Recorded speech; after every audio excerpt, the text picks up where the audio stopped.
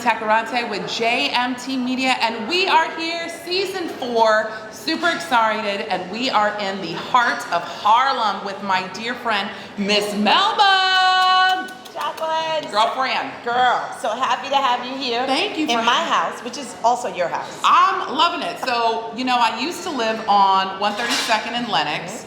And I loved being in the heart of Harlem. The community was wonderful. Plus, nobody messes with a 5'11" Amazon Texas woman, right? Beautiful Amazon Texas woman. Yeah. But you know, this season of our podcast, you know, let me rephrase. Previous seasons, we had talked about how you start a business, how do you grow a business, where elected officials lie in supporting small businesses. And this past year, I've been on truly a spiritual journey of understanding what my purpose is, what my why is. Because a lot of opportunities are presented when you have a business. Yes. And so if you've never grown up in an entrepreneurial household, sometimes it's hard to define and figure out which journey, which road do I go down. So this season is really focused on your peace once you figure it out as a business owner. Because one of the things I've learned from my dear friend, Miss Katia Gordon, shout out to her, is that if you don't have your spiritual, like warfare, your due north in check, nothing else really matters. And so I want to talk to you a little bit about your history. So let's talk about your history. And I'm gonna let you just go for it because I love talking to you. You're just wonderful. Well, first of all, thank you so much for having me on. Of course. It's always a pleasure and a joy to see you. And congratulations on this season. Oh, thank you. I appreciate it. I think it's interesting that you chose foundation, core, peace. Because after what we have been through with COVID, I think that's what it took for me to understand and to hold up, slow down, wait a minute. What about me? Born, bred, and buttered right here in the village of Harlem. Came from a family that consisted of a mom, my dad, and who was my stepfather, and a brother, sister. But it also consisted of a village that poured, and still does pour into me. What do I mean by that? If I did something on the corner of 138th Street and 7th Avenue, by the time I got up the street to Lenox, my hand been popped, you know, my legs been popped. Okay. Somebody sitting on the stoop, another person sitting on the fire escape, you know, but it was a village that cared. Growing up in Harlem, culture. Yeah. James Baldwin, the music, Nina Simone, the birthplace of the music known as bebop, the mecca of black culture. Yeah.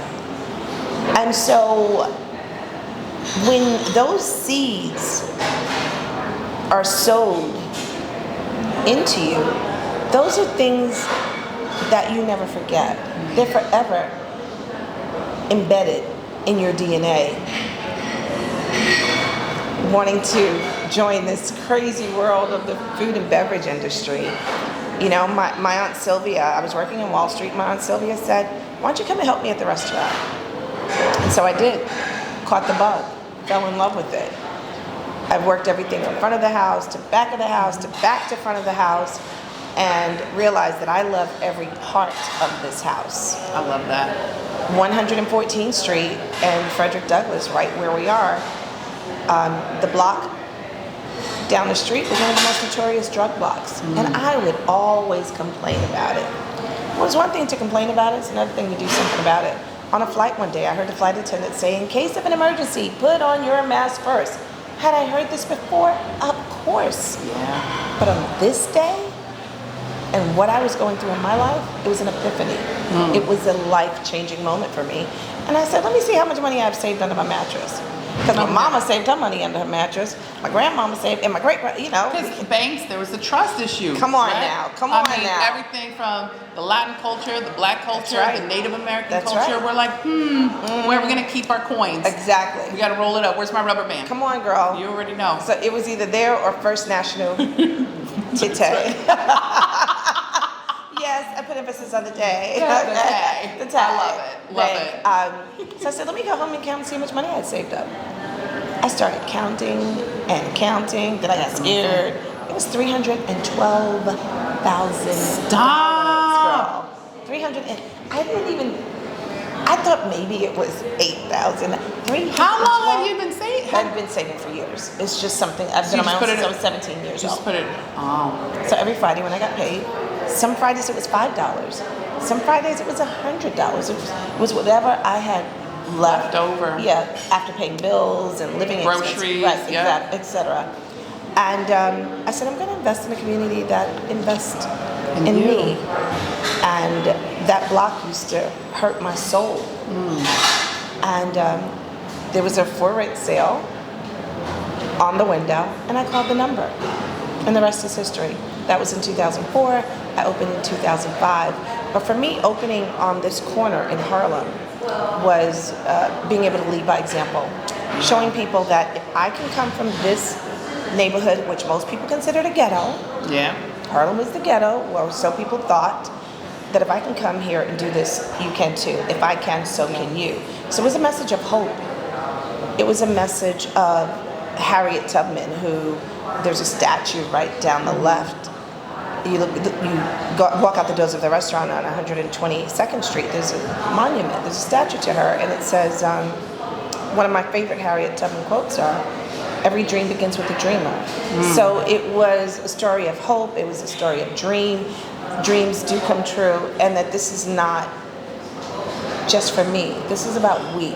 How many people can I employ? How many kids can I take out of that block and say, you can come here, you can become a dishwasher, you can become a runner, you can become a chef, you can even own the joint. I like that. You're like, help me help you. Yeah. Sky's the limit. And that's what it was about for me. So that was in 2005, and like I say, the rest is history. We've had kings and queens and dukes and duchesses, and this is the spot for every elected, definitely, by the grace of God. Yeah. But it's not just because the food is incredible. It's also because when you walk in, your team, I mean, my son is here with us, and as soon as we walked in, literally your staff were the most welcoming, because they also have family, they also have children, so they understand that, like, some days mommy wants to bring you to work. And so, like, that was the biggest thing when I first came in now with my son, because I came in here many years ago when I was in Harlem, 132nd and Lenox, like I told you, and I didn't have any money. So anytime a man wanted to take me on a date, I'd be like, yes, you can take me to Melba's. Well, thank you for making sure that we got the light and gas bills paid. Thank you so much for contributing to that fund. I mean, my favorite part was your staff never looked at me weird when I would be here on a Tuesday night or Friday night. No problem. And then I met my lovely husband of 10 plus years, Joe Bear. But Melba's is a staple in Harlem, but also it's a staple in the New York City tourism world. So that's how I officially, like, really got to meet Melba, was NYC and Tourism and Company. They are doing a new campaign, and so I got to meet you, and I was like, I'm vibing with her spirit. I'm like, amazing. I love it. Thank you. Amazing also. It takes one to know one. We're sisters from another. The sisters, exactly. Sure. But like, let's move on to the part of, like, okay, you've built your business, it's doing a phenomenal job. You built it on your own, really. I mean, yes, you built it in collaboration with your community, but it was your baby, it was your dream to build this.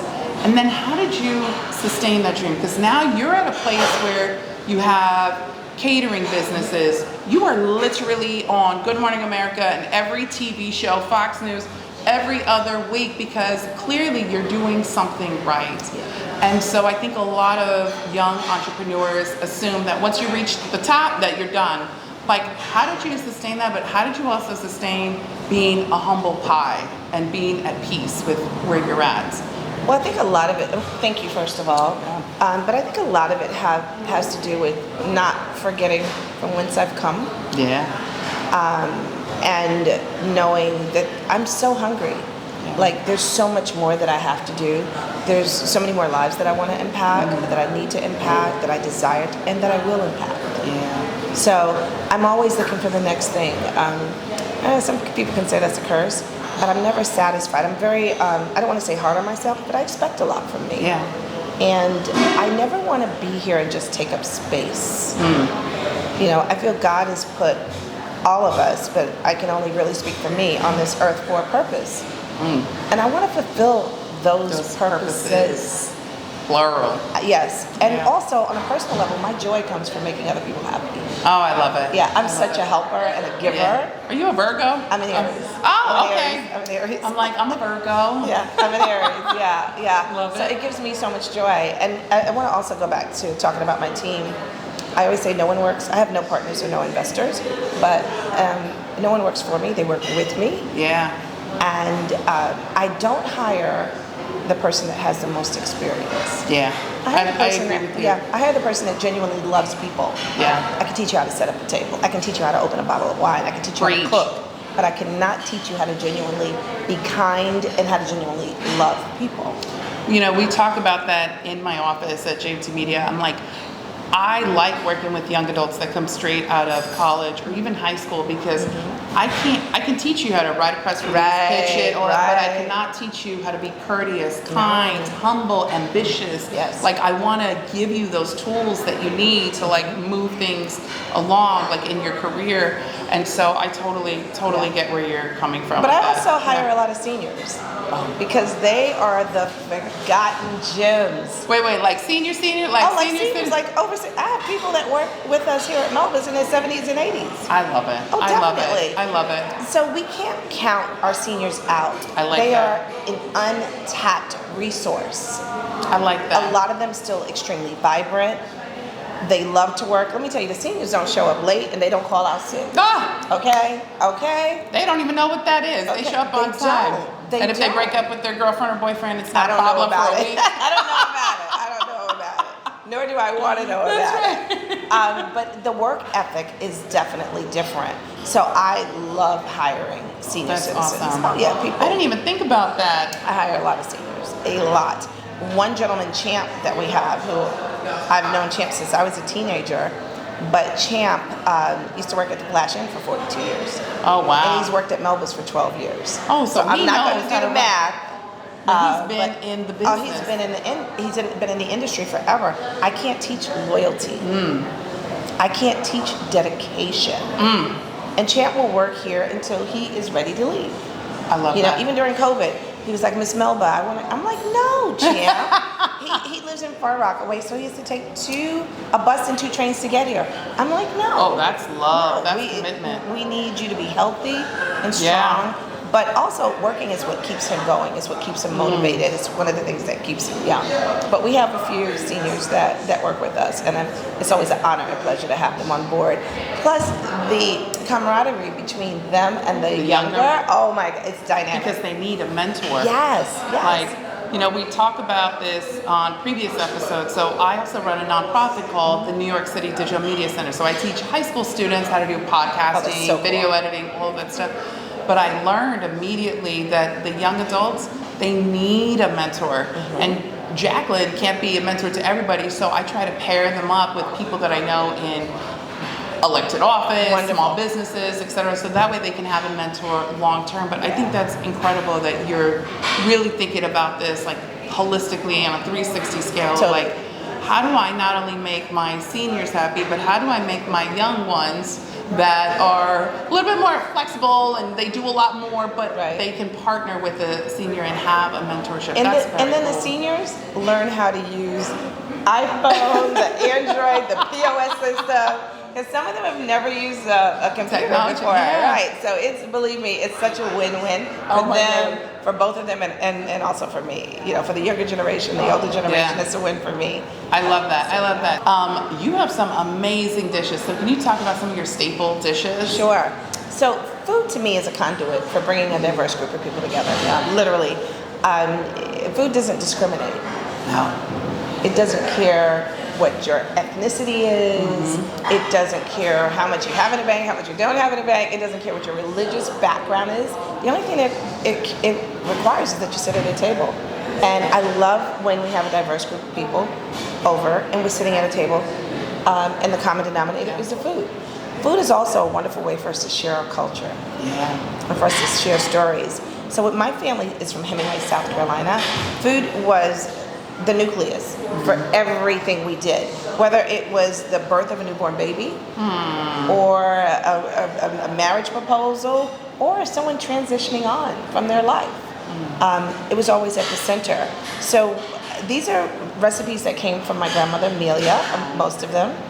But of course, Grandma Mia made her collard greens with ham hocks. I used smoked turkey. I had to learn about all that because I'm from Texas, so I had to learn. Yeah, my grandmother had that little tin can on the side of the stove. So that way yes, you pour girl, it, you get that oil and the bacon oil. Yes, I already know. yes. I remember growing up, my mom's like, "You save the oil, you need it." I was like, "Oh, okay." Yeah, it seasons the vegetables. Yeah. You know, but here at Melba's, what we do is you can come into this dining room, and our food is called comfort food, aka soul food. It's inclusive. Yeah. You can see someone celebrating, a child celebrating their first birthday, or someone celebrating a 100th birthday. Yeah. Business meetings. People literally come from all over, not the country, but all over the world. And we don't advertise. Oh yeah, So, I was looking online. I mean, full disclosure, y'all. So we walked in, we came in early, of course, with the team to set up. There were droves of people outside, and they're clearly from diverse communities. It's not just folks that are here in the neighborhood. From all over, you could tell that they're coming to have your authentic comfort soul food. Yeah. But it's word of mouth. Yeah. In lieu of advertising, what we do with our advertising budget, and I say we because I have 54 employees at this location and at my kitchen. Congratulations. So thank you. People don't understand what it's like to hit payroll every 2 weeks. No, every week. Oh yeah, I forgot. In the restaurant business, hospitality, it's every week. Yeah, most of us every week. But so for us, it's really important that people woke up and decided to come here. There are over 26,000 restaurants in the city, and I'm the president of the New York City Hospitality Alliance. So to know that people woke up and decided to come here, and we don't advertise, that it's word of mouth, or that when Harry and Meghan hadn't been on a date in years, and he asked her where in the world she wanted to go, and she said Melba's. You know, and I love that. But the kings and queens are also the kings and queens in our community. That's right. That come in once a week, twice a week, three times a week, and that's how we pay our bills.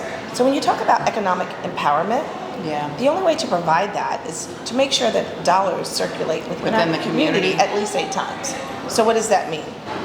For me, when I get my hair done, I go to Rosa, who's on 113th Street, or I go to Elizabeth, who's on 125th Street. We have to make sure when I get my pedicure, I go across the street, or I go to Chic Nails down the street, 2 blocks away. I'm always, I go to the bark shop to take my dog to be groomed. Always making sure, I go to Harlem Cycle to get my exercise on. You know, so always making sure that we're spending resources within our community to keep our community economically viable. I love that. Now, you said, I don't want you to gloss over this, but you said you're the president of the New York City Hospitality Alliance. Now, Staten Island has a couple of folks that are on there. Peter Botros, of course. So shout out to Peter Botros, but also Massimo Felice from Venum. But one of the things that I noticed in doing a lot of research about you was y'all had a write-up several years back with the Michelin Guide. And for those of y'all that are tuning in and listening, the Michelin Guide, it's like the creme de la creme. And it was so beautifully written about just your history, where you're at and where you want to go.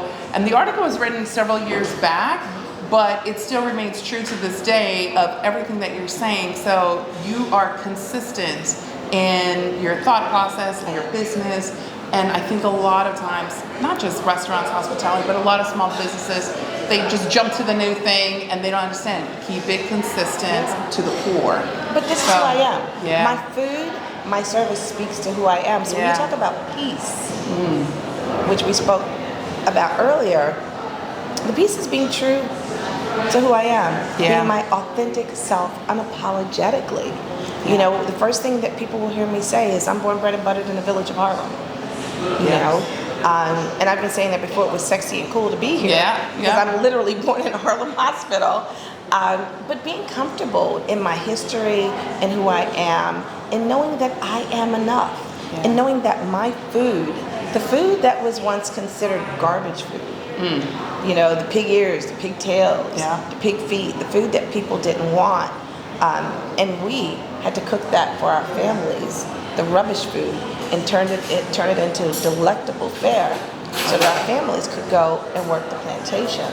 I just saw, well, not just, but during COVID, High on the Hog. It was Yes. on Netflix. And I didn't learn. Like, you only know what you know, right? Right. And so even people just assume that other minorities know about other minority groups, but you don't know unless you, like, listen, read, like, you know.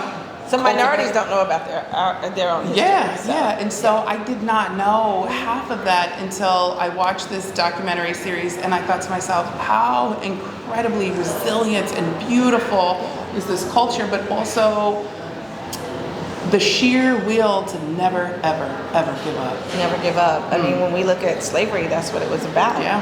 You know, we were separated from our kids, from our husbands, from our wives, from our family members, and placed in a land where we didn't speak the language. Some were dropped off in the Caribbean, some were dropped off here, there, you know, all around the world. And we had to make do after Everything was stripped from everything was stripped from us. So when you look at things like rice, you know, when you look at okra, when you look at greens, these are items and recipes and seasonings that a lot of us brought from Africa with us here to this country. When you look at the beat of the drum, the rhythm of the drum was the way that we used to communicate. So there's a sense of survival in us, and that's what keeps me surviving.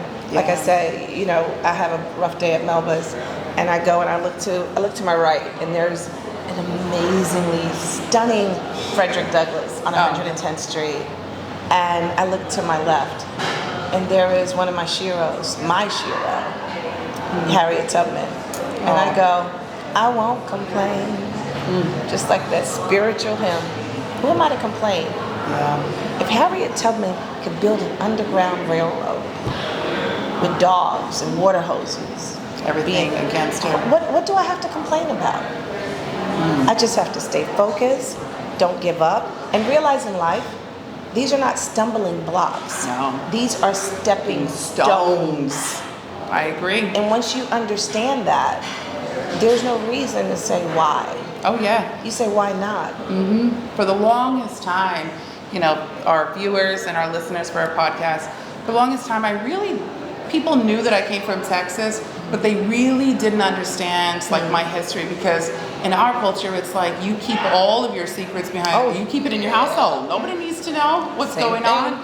And then as you get older, you realize, wait, these aren't triggers. I gotta let people know where I'm from, so that way they can learn who I am. Yes. And so being Native American, but also being Mexican American, it's like, wow, it's like there's so many cultures, so many innuendo things that are coming. It's kind of like, I don't know if you ever saw Selena, the movie, where J-Lo goes, of course, right? Bitty bitty bum bum. Like you can't, Bitty bitty bum bum. Hey. I think about Selena so much. If only she were what she could that be, story, even more. I have chills with you just saying it. But she made a reference in the movie, and it's so true. She's like, I'm not Mexican enough and I'm not American enough, but I have to be able to eat frijoles, but also understand what's going on in the world. And it's the exact same thing. And you have, in translating that to Melba's, you have really combined your two loves, not just your community, but also the culture and the food. And you've maintained a level of peace, and I've seen it consistently over the years without you even really knowing. Oh, thank you. So I'm just so proud, I'm so proud that you never gave up, because a lot of small business owners, beyond the 5 years, they give up. It can get hard. Like, I don't care what nobody says. Oh, this wasn't my first rodeo. There were a lot of failures. Yeah. And I think, and I have to talk about that too. I have to talk about the failures that were really failures. Again, they were stepping stones. You know, I was partners with Drew and Rob De Niro on a project that after 2.5 years didn't happen. I was partners with Artie Cutler on what's now Virgil's that was set up to be Melba's. Oh, wow. You know, that I ended up walking away from the deal at the 11th hour. So there were some things. But those things gave me my PhD in this industry. Those are the things that when an issue happens, I know how to handle it and Yeah. how to deal with it. And I know that trouble don't last always. And I know to hang in there, and I know how to come through the fire and through Yeah. the limit and know that it's going to be all right. That's right. That's know? right. Because you get the skills you learn over Totally. not to sound rude, but like the disappointment doesn't affect you like it does the first time around. Come on now. The second time around, you're like, okay, I didn't really see that coming, but all right, I can handle it. And I'm very solution driven. I'm like, okay, this is the problem. Yeah. Problems can be solved. That's right. That's right. What's the solution? How do I get to the other side of this? Yeah. And that's how I think. There's always going to be issues. Always. Because C'est la nobody's vie. the same. Yeah, Such nobody's is life. That's amazing. But that's also the beauty of life. Because also the way how you handle the problems and the way how you create the solutions, that can sometimes cause somebody out of left or right field being like, ooh, I didn't know Melba had it in her. Okay, ooh, I didn't know JMT. Yep. Because it's all about the solution at the end of the day. Totally. I love that. I love that. And how do we tell those coming up these are the landmines, because we don't want them to step on the same mines that we did. Yeah. Not that we want to shield them from everything. No. They're going to have issues and problems also. But how do you get over those things? So I think that's what's important. But I love what I do. To be able to bring people joy using food as that vehicle to do so, being able to bridge gaps and to have people at the table collectively. And a positive and joyful. Yes. Like, who comes to a restaurant not happy and joyful? Right. And we've been able to do the same thing at Melba's in Central Park. Yeah. Which that location, we used to go and we could not afford, we meaning my family, we couldn't afford to pay to be on the ice, to ice skate. And so we used to stand on the overlook and we used to watch. Or just watch everybody. Right, that was our entertainment. That same overlook is now Melba's there. It's been there for 2 years. So won't he or she do it? I'm telling you, Yeah. that's amazing. Yeah. That's amazing, because you could easily, unfortunately, a lot of young adults in that same position would have that negative connotation of like, I'll never be this, I'll never do that. But not you. You had it in you, and you were like, no, I'm going to do something. I'm going to do something. That's and I think amazing. that's what grit does for us. I think that's what's growing up in a community. And some people may or may not understand this or agree with this, and that's okay. That's also what being in a community that's rooted in faith. That's rooted in faith. Well, that's what I was going to tell you. So 132nd and Lenox, and I grew up going to church. And when I first came here, I was like, well, where do I find a church?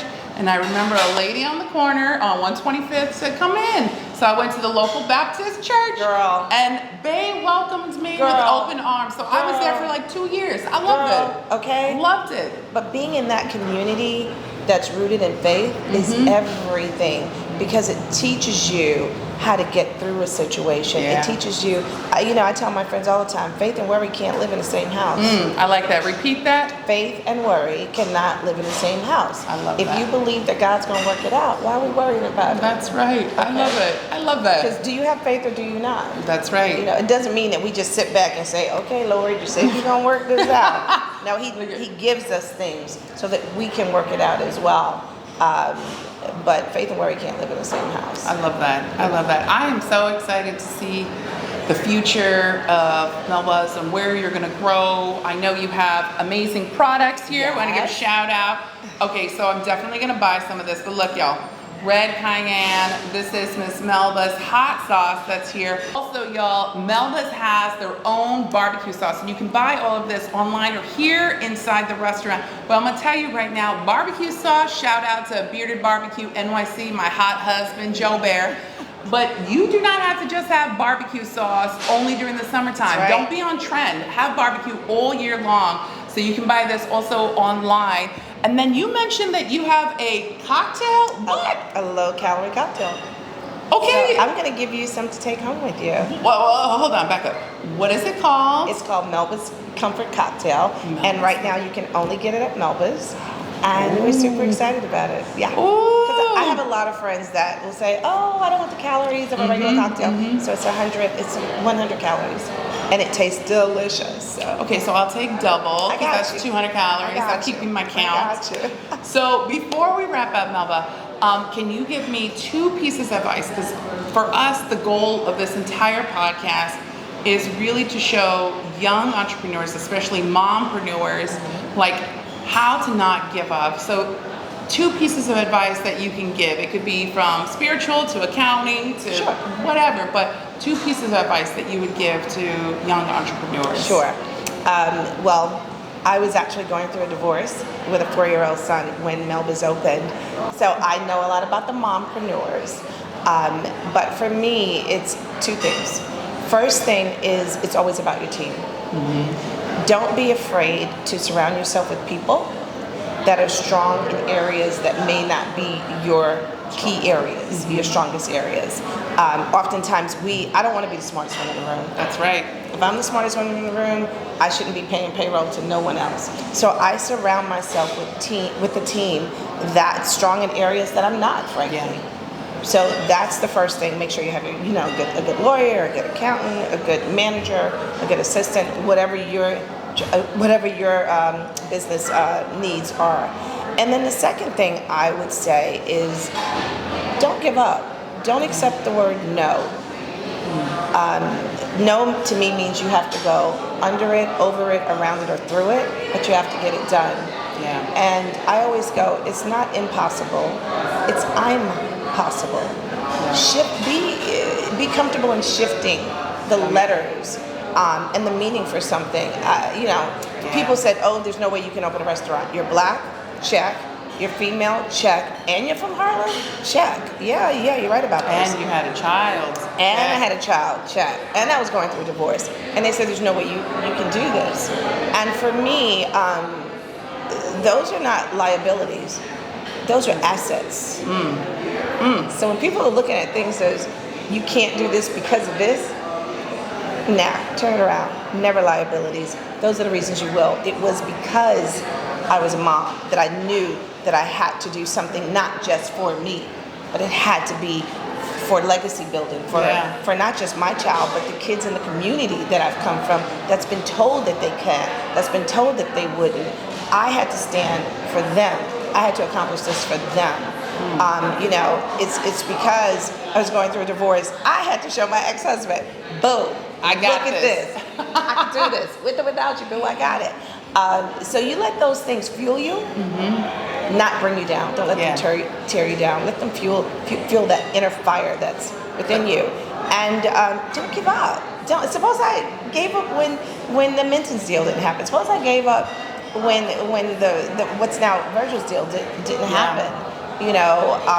There would never be a Melba's. So I had to go through those things to get to where I am today. I love it. First off, life, right? This has been probably one of my favorite episodes because it's very rare to find a woman in business that, yes, marriage, divorce, children, doors being closed at her are not obstacles but stepping stones. But you have consistently, and I've been watching, you've been consistent in maintaining this spirit of just I'm gonna get her done. And I just love women like that, and I'm just grateful that God put us in each other's paths. Well, you in are the a green woman room. like that. You recognize, you see, there's a lot of each other in one another. Yeah. We're And so sisters keepers. I'm telling you. So look, y'all, make sure that you follow Miss Melba's Kitchen. We're gonna put all the details down below. Follow her website, follow her on Instagram. And if you are in the heart of Central Park or you are up here at 114th in Harlem, make sure you come and stop by. Get that skinny cocktail, get that barbecue sauce. Make sure you share this episode, whether it's on iTunes, Spotify, or on TV. Thanks so much, y'all. Bye.